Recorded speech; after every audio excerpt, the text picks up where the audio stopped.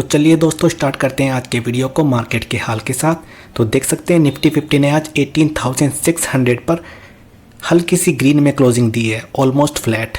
Nifty 100 small cap, mid cap, bank सभी sector अच्छा perform कर रहे थे, लेकिन आईटी के अंदर बहुत बड़ी गिरावट थी और उसी आईटी की वजह से निफ्टी के अंदर भी प्रेशर देखने को मिल रहा था। गिरावट के रीज़न की बात करें तो यूएस की कंपनी ईपैम उसने अपने रिवेन्यू के टारगेट कम कर दिए हैं। बता दें कि पिछले 6 वीक्स में या फिर 1.5 मंथ में उन्होंने 2 बार अपने रिवेन्यू के टारगेट कम किए हैं। अगर रिवेन्यू कम आएगा तो उनके प्रॉफिट भी अच्छे नहीं आएंगे और इसी वजह से पूरा का पूरा आईटी मार्केट प्रेशर के अंदर देखने को मिला, क्योंकि हमारे आईटी की जो इंडस्ट्री है वो पूरी की पूरी डिपेंडेंट है यूएस पे। इसी वजह से हमारे आईटी सेक्टर के अंदर काफ़ी ज़्यादा प्रेशर देखने को मिला, काफ़ी बड़ी बिकवाली देखने को मिली। अब हम देख लेते हैं कुछ क्वालिटी न्यूज़। सबसे पहली न्यूज़ आती है आईक्यू को लेकर के। आईक्यू का आज पहला दिन था आईपीओ का और पहले ही दिन रिटेल पोर्शन पूरी तरह से सब्सक्राइब हो चुका है, यानी जितने शेयर्स रिटेल के लिए या रिटेल इन्वेस्टर्स के लिए अलॉट किए गए थे सभी के सभी सब्सक्राइब हो चुके हैं। अगर हम इसके ग्रे मार्केट प्रीमियम की बात करें तो उसका ग्रे मार्केट प्रीमियम 85 रुपीज़ पर शेयर का चल रहा है, यानी काफ़ी अच्छा जीएमपी भी चल रहा है। इसके बाद में मान एल्यूमिनियम, इसके स्टॉक के अंदर आज हमें 19% का जंप देखने को मिला, अपर सर्किट लग चुका था। तेजी के रीज़न की बात करें तो इस कंपनी ने बोनस और स्टॉक स्प्लिट का अनाउंसमेंट किया है। अगर हम कंपनी की बात करें, कंपनी ठीक ठाक है, यानी अच्छी है, बुरी नहीं है। अगर आप चाहें इन्वेस्टमेंट करना चाहें तो छोटा मोटा इन्वेस्टमेंट कर सकते हैं, लेकिन बहुत ही छोटी कंपनी है। 1000 करोड़ के नीचे का मार्केट कैप है, तो थोड़ा बहुत ही इन्वेस्टमेंट करें, उसके अलावा स्टॉप लॉस लगा कर चल सकते हैं।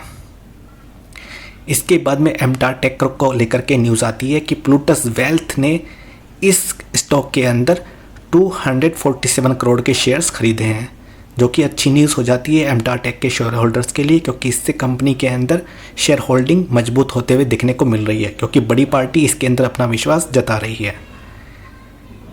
इसके बाद में अनमोल इंडिया, जो कि एक स्मॉल कैप कंपनी है, इसने बोनस डिक्लेयर किया है 4:1 की रेशो में, यानी अगर आपके पास इसका एक शेयर है तो आपको 4 शेयर अलॉट हो जाएंगे। इसी वजह से इसके स्टॉक के अंदर भी हमें वैसे कुछ खास तेज़ी देखने को नहीं मिली, लेकिन आने वाले समय में काफ़ी तेज़ी देखने को मिल सकती है, क्योंकि जब भी बोनस या स्प्लिट का अनाउंसमेंट होता है तो उसके अंदर हमें शॉर्ट टर्म के लिए काफ़ी अच्छी तेज़ी देखने को मिल जाती है। अभी तो ये अपने ऑल टाइम हाई के आसपास ट्रेड कर रहा है, 5% का ही डिस्काउंट है। अगर आपको थोड़ी बहुत गिरावट पे मिलता है तो आप शॉर्ट टर्म के लिए प्ले कर सकते हैं। इसके बाद में आदित्य बिरला को लेकर के एक बहुत बड़ी न्यूज़ आती है कि ये ज्वेलरी सेक्टर में भी एंटर करने वाले हैं। बता दें कि आदित्य बिरला ग्रुप पहले पेंट सेक्टर में भी एंट्री कर रहा था और अब ये ज्वेलरी सेक्टर के अंदर भी एंट्री लेना चाह रहा है, जिसमें ये कैपेक्स करने वाला है 5000 करोड़ रुपीज़ का, जो कि बहुत बड़ा कैपेक्स है। इससे टाइटन कंपनी और कल्याण ज्वेलर्स जैसी बड़ी कंपनी को टक्कर देने वाला है। इसी वजह से हमें टाइटन के स्टॉक्स के अंदर थोड़ा प्रेशर देखने को मिला। हालांकि उसके अंदर काफ़ी अच्छा मोमेंटम था मॉर्निंग सेशन में, लेकिन बाद में काफ़ी प्रेशर देखने को मिला जैसे ये न्यूज़ आउट होती है। हालांकि आपको डरना नहीं चाहिए, क्योंकि टाइटन का जो बिज़नेस है वो काफ़ी डाइवर्सिफाइड है। वो सिर्फ ज्वेलरी से नहीं आता और भी बहुत सारे बिजनेस उसके हैं, जैसे कि वॉचेस से भी उसका आता है। इसके अलावा भी वो कंपनी काफ़ी ज़्यादा चीज़ों में एंटर कर रही है, जैसे कि स्पेक्स। इसके बाद में जेके सीमेंट, इसने 100% स्टेक एक्वायर कर लिया है तोशाली सीमेंट्स का, जो कि काफ़ी अच्छी न्यूज़ हो जाती है जेके सीमेंट्स के शेयर होल्डर्स के लिए। इसी वजह से जेके सीमेंट्स के शेयर के अंदर हमें काफ़ी अच्छा मोमेंटम भी देखने को मिला। इसके बाद में एसबीआई कार्ड्स, ये कैपेक्स करने वाला है और कैपेक्स के लिए इसने 3000 का फंड रेज करने वाला है, यानी ये शेयर होल्डर का अप्रूवल चाहता है 3000 करोड़ रुपीज़ रेज करने के लिए नॉन कन्वर्टेबल डिबेंचर्स के थ्रू। तो ये काफ़ी अच्छी न्यूज़ हो जाती है एसबीआई कार्ड्स के शेयर होल्डर्स के लिए, क्योंकि अगर पैसा रेज होगा तो वो कंपनी की ग्रोथ के लिए यूटिलाइज किया जाएगा। इसके बाद में आईईएक्स यानी इंडियन एनर्जी एक्सचेंज, इसने हाईएस्ट वॉल्यूम यानी बहुत बड़े वॉल्यूम अचीव कर लिए हैं 8251 मीट्रिक यूनिट के मई के महीने में, जो कि ईयर ऑन ईयर बेसिस पर 8% की जंप है। हालांकि मार्केट को ये अपडेट अच्छा नहीं लगा, क्योंकि मार्केट को शायद इससे ज़्यादा एक्सपेक्टेशन थी। इसी वजह से इसके स्टॉक के अंदर आज हमें 4% के आसपास की मंदी देखने को मिली।